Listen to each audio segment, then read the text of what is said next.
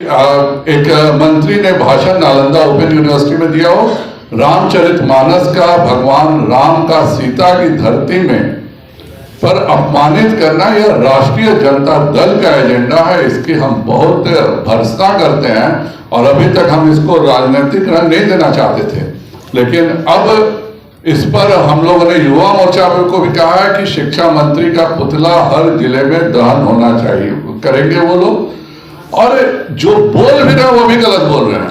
उन्होंने पढ़ा क्या था चौपाई, वह चौपाई है, हर कहू हरि सेवक गुरु कहू, सुनि खगनाथ हृदय मम देहु, अधम जाति मैं विद्या पाए, भयहु यथा अहि दूध पियाएं। बिहार बीजेपी के प्रदेश अध्यक्ष संजय जायसवाल एक बार फिर मौजूदा सरकार पर हमलावर नजर आ रहे हैं और इसकी वजह है दरभंगा मेडिकल कॉलेज को एम्स घोषित करने की मांग। बावजूद इसके सरकार ने मेडिकल कॉलेज के पास की जमीन को एम्स के नाम से आवंटन तो कर लिया, इसके साथ ही इसे कैबिनेट से भी मंजूरी मिल चुकी है। बावजूद इसके मुख्यमंत्री व्यवधान पैदा कर रहे हैं, बिहार के लोगों को परेशान करने की कोशिश कर रहे हैं।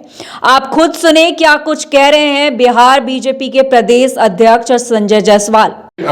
एक मंत्री ने भाषण नालंदा ओपन यूनिवर्सिटी में दिया हो, रामचरितमानस का भगवान राम का सीता की धरती में पर अपमानित करना यह राष्ट्रीय जनता दल का एजेंडा है। इसकी हम बहुत भर्त्सना करते हैं और अभी तक हम इसको राजनीतिक रंग नहीं देना चाहते थे, लेकिन अब इस पर हम लोगों ने युवा मोर्चा को भी कहा है कि शिक्षा मंत्री का पुतला हर जिले में दहन होना चाहिए, करेंगे वो लोग। और जो बोल भी रहे वो भी गलत बोल रहे हैं। उन्होंने पढ़ा क्या था चौपाई, वह चौपाई है, हर कहू हरि सेवक गुरु कहू, सुनि खगनाथ हृदय मम देहु, अधम जाति मैं विद्या पाए, भयहु यथा अहि दूध पियाएं। और इसके बाद की लाइन है, मानी कुटिल कुभाग्य कुजाति, गुर कर द्रोही करहु दिनु राति, अति दयाल गुरु स्वल्प न क्रोधा, पुनि पुनि मोहि सिखावा सुबोधा। अर्थात कि यह काग जो है वह गरुड़ से कहता है कि गुरुजी ने शंकर भगवान को विष्णु भगवान का सेवक कहा और यह सुनकर के मेरा हृदय जल उठा और मैं जो कौवा जैसी नीच जाति का था, विद्या पाकर के भी ऐसा हो गया जैसे दूध पिलाने से सांप। और दूसरा लाइन का अर्थ है, अभिमानी कुटिल दुर्भाग्य और कुजाति मैं दिन रात गुरुजी से द्रोह करता रहा। गुरुजी अत्यंत दयालु थे, उनको थोड़ा भी क्रोध नहीं आता था, वे बार बार मुझे उत्तम ज्ञान ही देते थे। अर्थात इसमें कौवा के भी ज्ञान की ही बात हुई है कि गुरुजी उसको उत्तम ज्ञान देते थे। दिक्कत है कि एक एक सेलेक्टिव लाइंस बोल बोल करके, और जिस शिक्षा मंत्री को मैं और मैं में अंतर नहीं है, जहां कह रहा है कि मैं नहीं समझ पाया, उसको जानबूझ के एक वर्ण विशेष से जोड़ने का जो ये अपराध कर रहे हैं और रामचरितमानस जैसे धार्मिक ग्रंथ का अपमान कर रहे हैं, यह बिहार के संपूर्ण हिंदू समाज का अपमान है। बिहार का संपूर्ण हिंदू समाज के बारे में पूरे देश में इस तरह की भ्रांति बन रही है जैसे हम लोग भगवान श्री राम के विरोधी हों।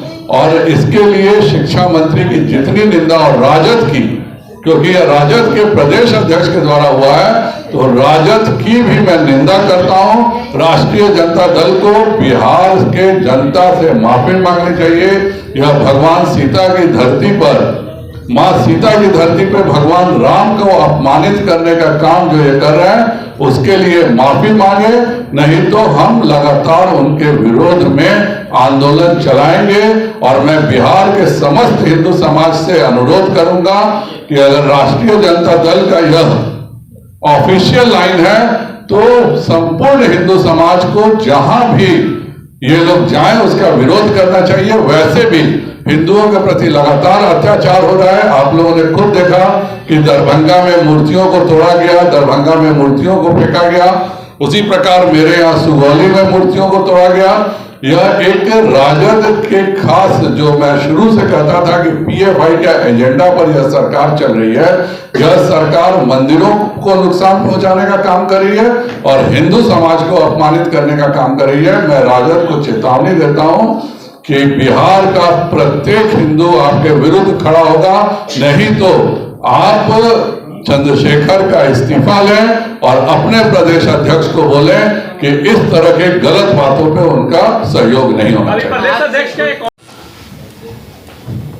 पहले तो उन्हें यह भी नहीं मालूम है कि महर्षि वाल्मीकि जिनके आश्रम में सीता रहती थी वह किस जाति के थे।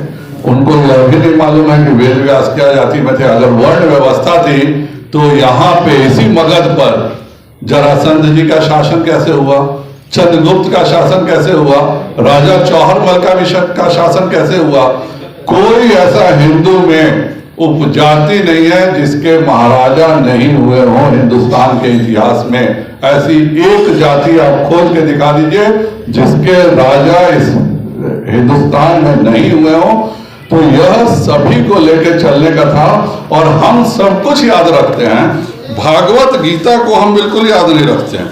भागवत गीता के 18वें अध्याय के 41वां श्लोक में खुद भगवान श्री कृष्ण ने कहा है कि हे परतम, ब्राह्मण, क्षत्रिय, वैश्य और शूद्र के कर्म स्वभाव से उत्पन्न गुणों के अनुसार विभक्त किए जाते हैं। तो यह भागवत गीता का इस ज्ञान को अगर आज कोई कहता है, उसको कहता है, और कभी भी हमारे यहाँ समाज में बंटवारा नहीं रहा।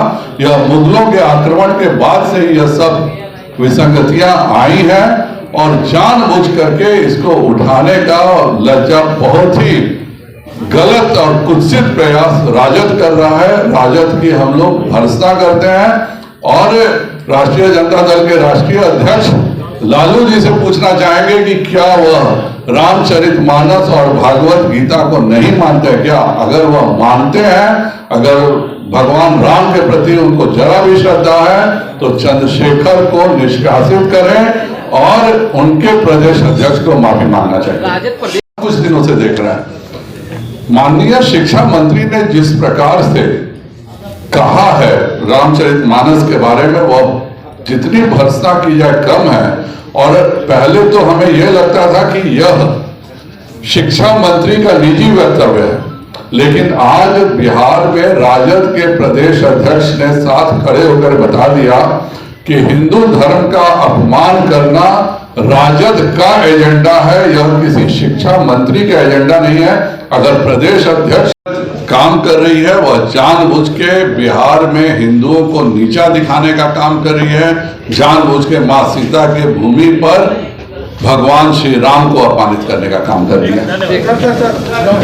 तो सुना आपने, इनका साफ कहना है कि मुख्यमंत्री नीतीश कुमार 2024 तक बिहार में दूसरा एम्स नहीं बनने देना चाहते। उनको डर है कि इसका फायदा बिहार को होगा। यही वजह है कि ये बिहार में दूसरा एम्स बनने के बीच रोड़ा अटका रहे हैं।